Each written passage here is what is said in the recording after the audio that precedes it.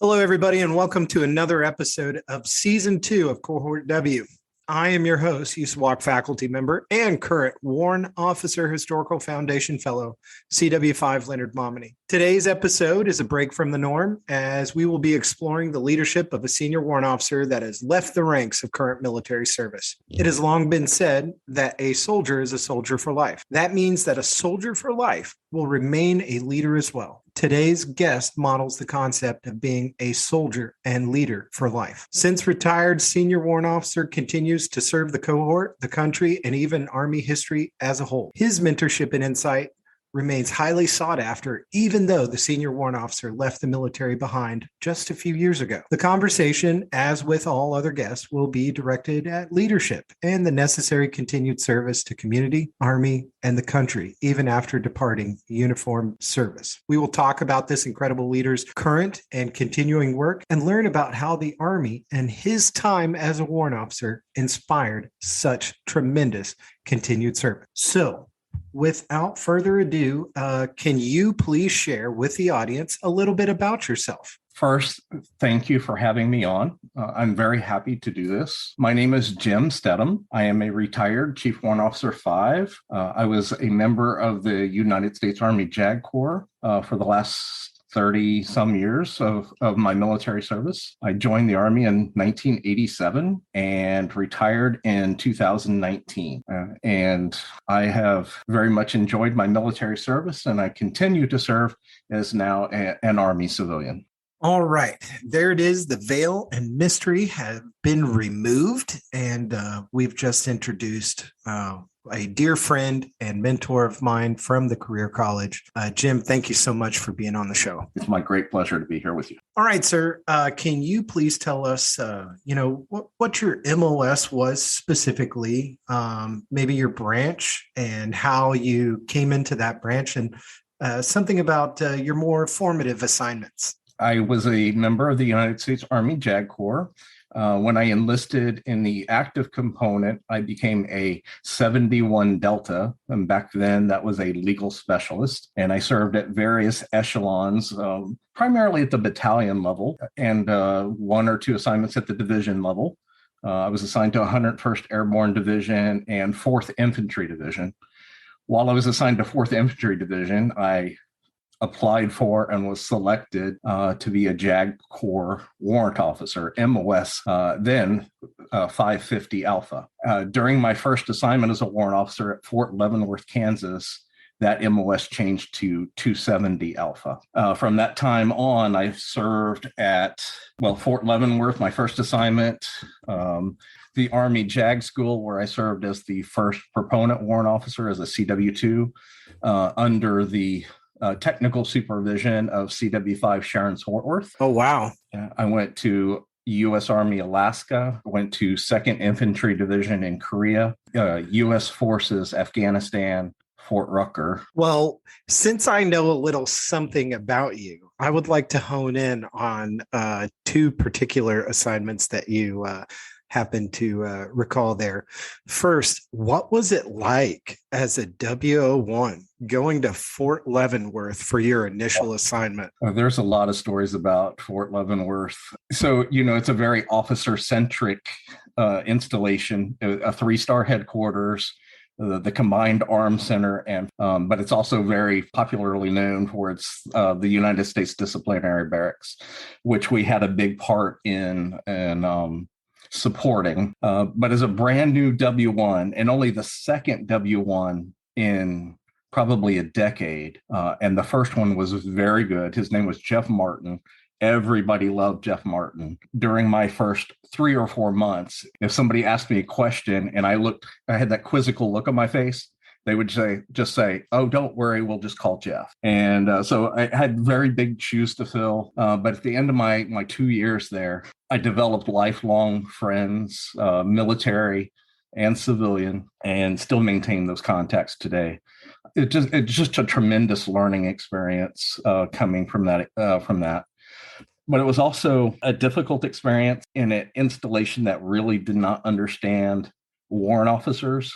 Back then, there was the CAS Cube course, and of course, the Command and General Staff Officers course. And so being a W1 in housing on Fort Leavenworth sometimes created a little confusion for the garrison staff. They didn't know how to treat us or where to put us. And when school was not in session, they shut down services, not realizing that the warrant officer in housing didn't leave like all the other officers in housing. So, yeah. And we didn't know what to do either. We were really very new at that. So, well, and what's fantastic about that, it shows and speaks to that key trait and competency that every warrant officer has to have. And that's the ability to integrate regardless of the location. So it sounds like you did that.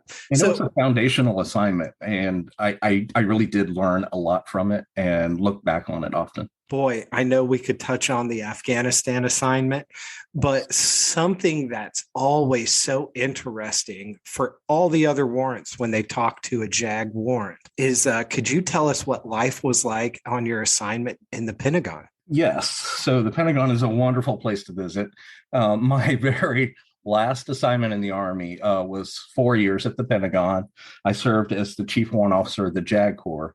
And for a small branch of only 200 people in all three components, that included the role of the regimental warrant officer, the proponent warrant officer, and then, of course, the branch warrant officer. So I served as like the senior assignments person, and I worked on doctrine and education for the entire branch at the warrant officer cohort of the branch. So it was exciting.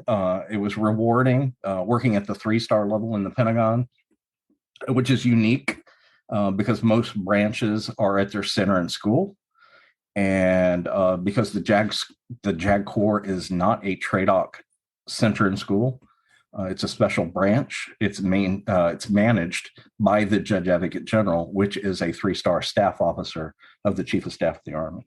So I served in that capacity as, a senior advisor to the Judge Advocate General. And I had an additional duty as the Chief Knowledge Officer of the United States Army JAG Corps. I can only imagine what it was like to walk into those halls. I've never visited, and I've heard that it can be quite complex to navigate. It can be. I was fortunate enough to have a CW2, Rob Harshbarger, great friend. He was my executive officer. That was his title at the time.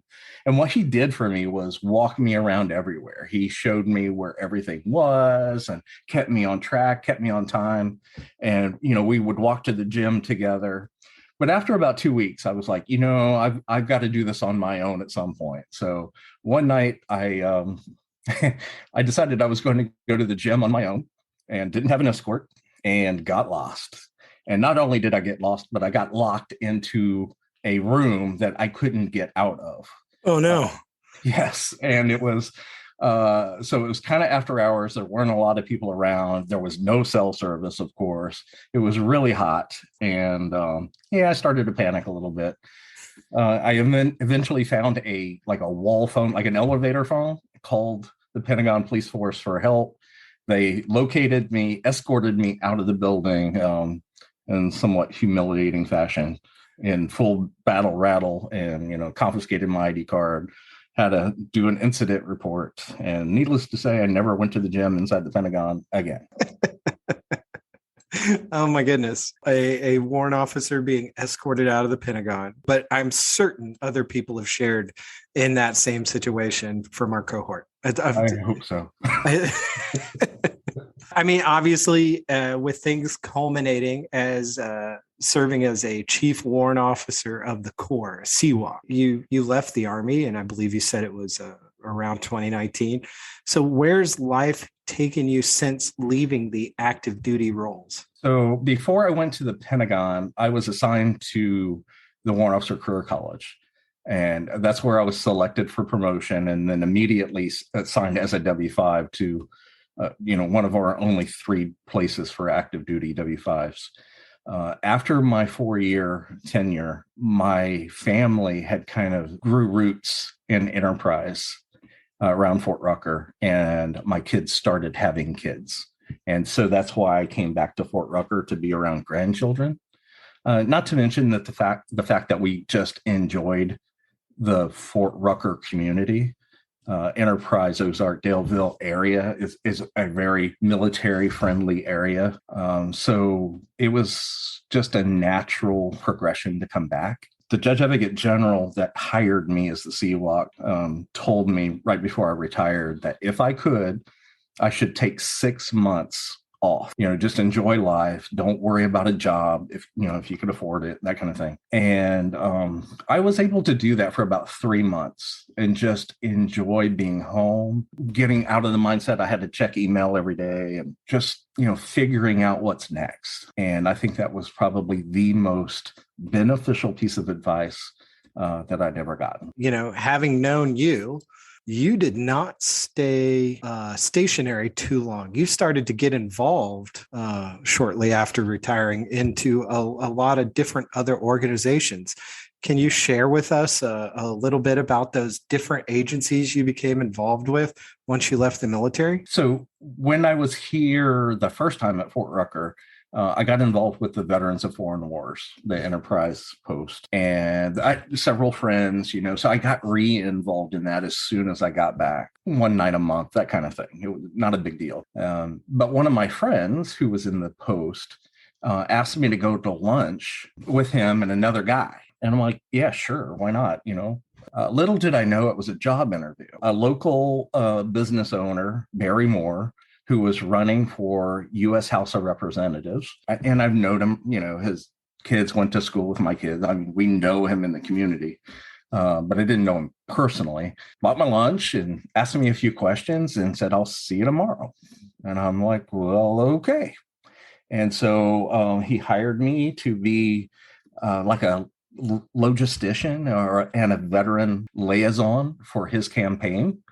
And I worked for him through a runoff from September of 2019 to about March of 2020. Great experience. I learned a lot. I met a lot of great people. And I feel like I contributed towards his success, winning the nomination and then ultimately winning the election. I left his campaign, though, when I got offered a job as a contractor back at Fort Rucker in my old department at the Career College. And I couldn't just couldn't pass it up because it was a great team, good people, and kind of back to my roots, forming the foundational warrant officers and teaching PME to senior warrant officers. So obviously you got involved as a volunteer with that campaign, and then you got back into the college. But where did you find time to go deeper with the VFW and our very own USAWOA, the United States Army Warrant Officer Association? Right. So I was always a member of USAWOA too. I mean, I don't remember when I joined. It's just kind of one of those things. So I got more involved, became a membership officer of the local chapter. And then I was also elected into a position at the VFW as their quartermaster adjutant, which is basically being like a legal administrator of an organization. Just taking care of the business side of it.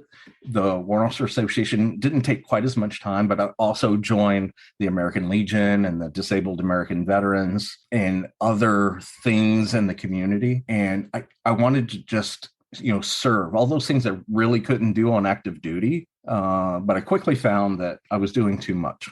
So I had to scale it back for my own sanity.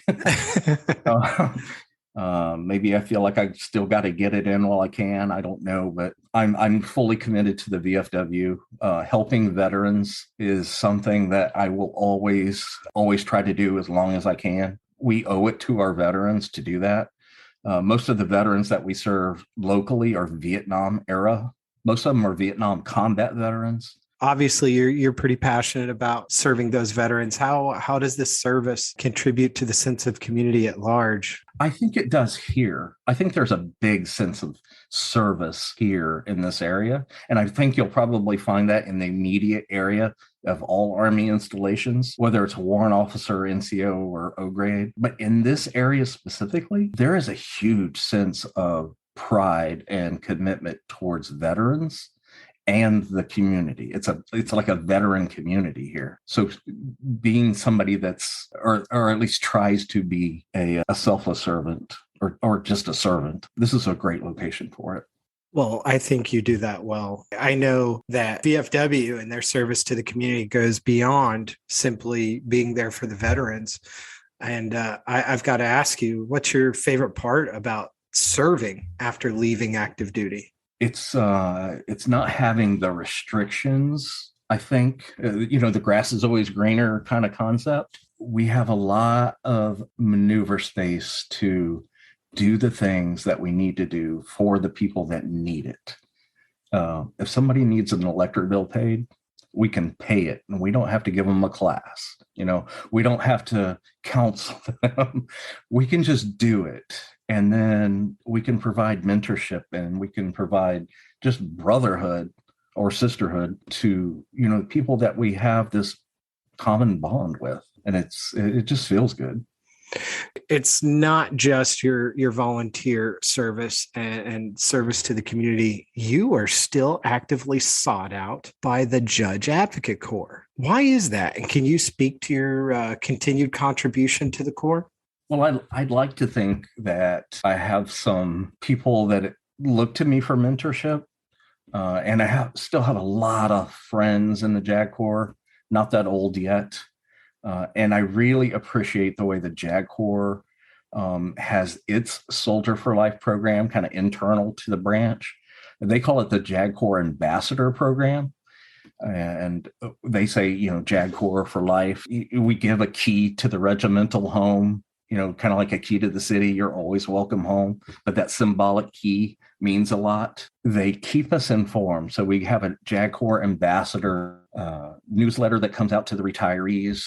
The senior leaders, the senior retired leaders, get together quarterly or semi-annually for updates on what the JAG Corps is doing across the Army. And they just always make it feel like, we have a place even after retirement. You are an Army civilian. What's your favorite part in continuing in the civilian corps? Honestly, the favorite part is the connection I have to the college. So the very first subject matter expert for the communications department was also a 270 Alpha. His name was Carl Rickert, and he passed away shortly after I PCS to the Pentagon.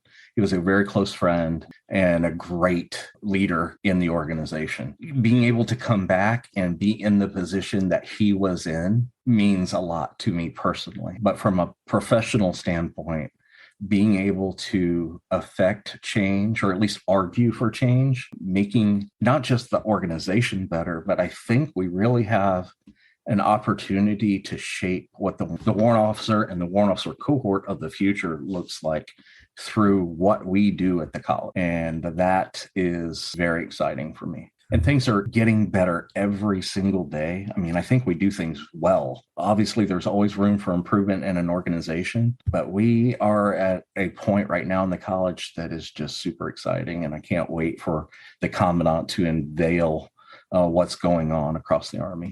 You've sent multiple warrant officer candidate applicants my way. Toward that same topic, what would you say to someone thinking about becoming a warrant officer or just starting their career as a brand new warrant officer? For those looking to become a warrant officer, I have to caution them that it is a full career. It is from the day you pin on the black enamel square, as Russ Hauser would say, you're a warrant officer until you retire, generally speaking.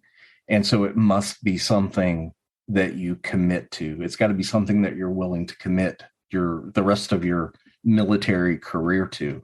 And you shouldn't take that lightly. It's not just a bump in pay, and it's not just a promotion, but it is completely different than the enlisted corps or the O-grade officer corps or officer cohort. Maybe be careful what you ask for, because it's not easy.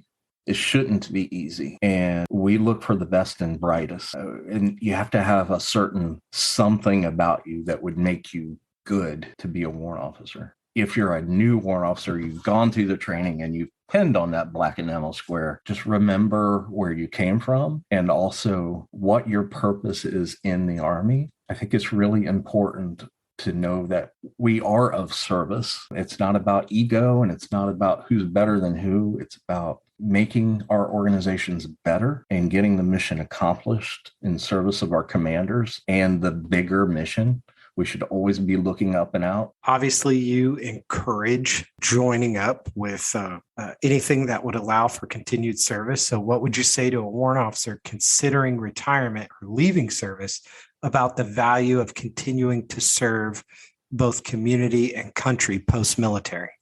I think you have to do it. I think you owe it to yourself to be members of these organizations that look after your own best interests and have looked after your own best interests as you transition into that civilian sector, either public or private. Those organizations that we sometimes tend to shy away from while we are in uniform are extremely beneficial. The Warrant Officer Association, the Military Officers Association of America, I think I got that right, AUSA, there's a whole litany of those kind of organizations that really don't get the credit that they deserve for standing on Capitol Hill and beating the drum for very specific legislation that supports veterans. I think our senior leaders do it pretty good, but they don't have those senior leaders.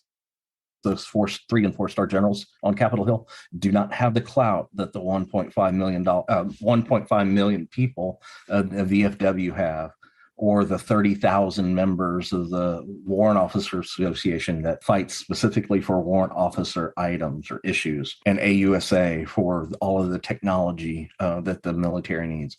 These organizations led by the Military Coalition really get it done for the military, all branches, all components. And I think it's important to note that the Military Coalition, like a coalition of 23 of these organizations, is led by a retired warrant officer. It's exciting times, but please don't negate the power of these organizations. And, their chapters, they do great things in the community, roadside cleanup and visiting, seniors and senior homes and putting out flags and things like that. That's all great local community service.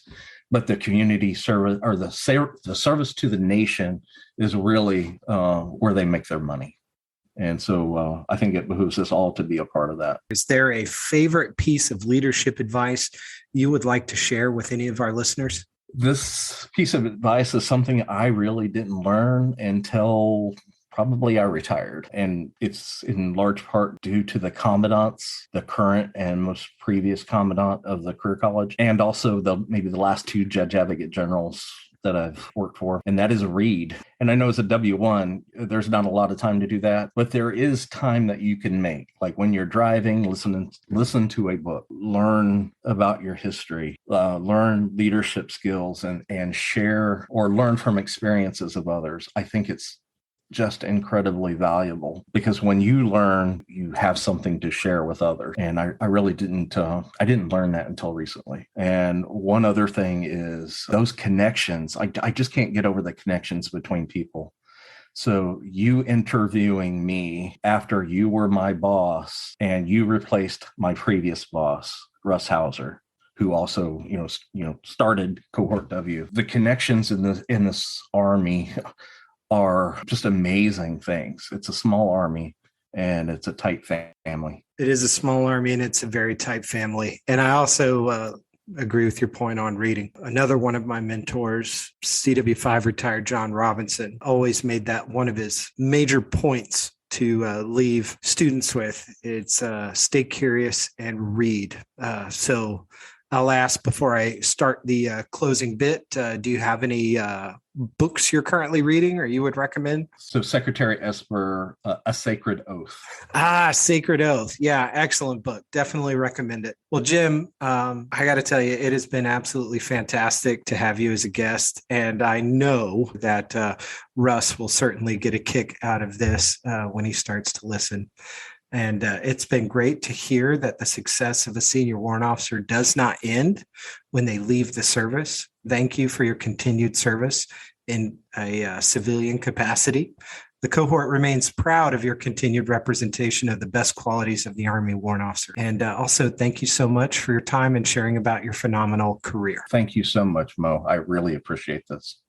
Yeah, absolutely. And for all our listeners, for updates on Cohort W and the Warrant Officer Historical Foundation, follow us on Instagram and Twitter. Simply search for @WOHF1918 or the Warrant Officer Historical Foundation. Finally, to learn more about how you can support programs like this, please visit warrantofficerhistory.org. Cohort